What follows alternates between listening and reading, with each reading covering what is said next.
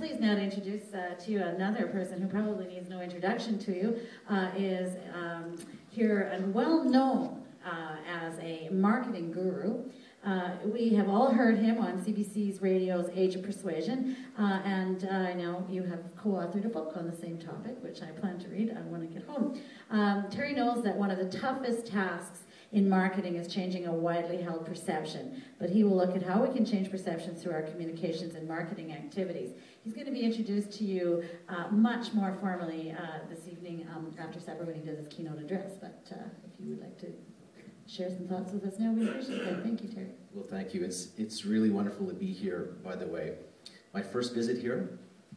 I have family here, which I got to see on this trip, which is pretty wonderful. My world, as you may or may not know, is advertising and marketing. So I'm an ad man. I'm a 30-year ad man. And as everybody up here on the panels has said already, and it's a very important distinction to make, changing a perception is very difficult to do. And marketing and advertising is just one piece of a large puzzle when it comes to doing that. It's not the only thing, it's not the magic bullet, but it is important. And I'm going to speak about that tonight, of course. That is my topic. How does advertising and marketing change a perception? Can it change a perception? And I actually believe it can.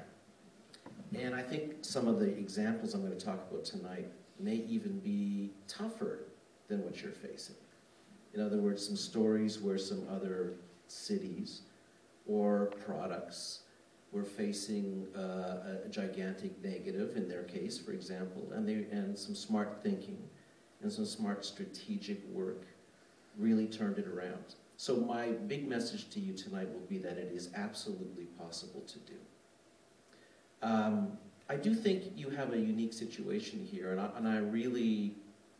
I am from away, so you have to, that's probably a good thing. I mean, even, I think Janet and the mayor were saying too that objectivity is very important in a project like this. And I always say to my clients, really when you hire me, when they hire me, it's really my objectivity they're really getting. Because you can have your nose too close to the window sometimes to really be able to take a 30,000-foot view of what it is that makes up your perception. And especially what people outside of your community think about you. And it's always different. There's always a huge disconnect with what you think your image is and what people perceive your image to be.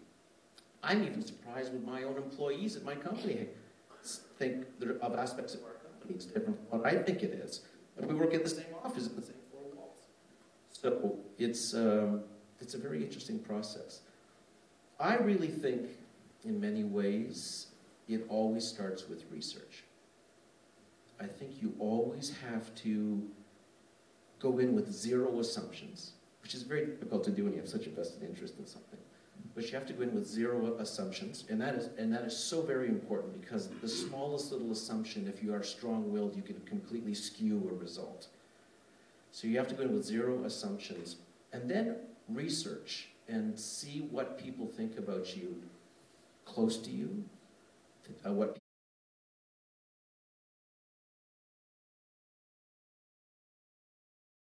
go wrong in companies, which can also go wrong in cities, is the sales staff is not singing from the same songbook as the marketing staff is. That just kills companies.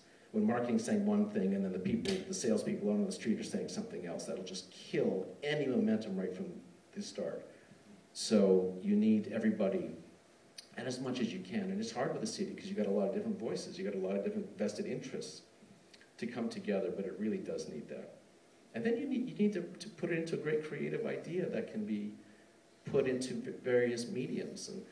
And I really think it all comes down to an idea. I don't care about mediums that much, quite frankly, in advertising and marketing, because I think they're just conduits. Like, everybody's coming to me all the time kind of saying, what's our social media strategy? And I'm like, you know what? Social media is just media. First you need an idea. Let's go 4 f-stops back and figure out the idea, and then we'll figure out if it's Twitter or if it's Facebook or whatever it is, you know? And I also say about social media, here's your social media strategy. It's a great place to listen. Like, don't worry so much about what you're putting out on social media yet. It's just a great place to listen. And as I was saying when I first started speaking tonight, that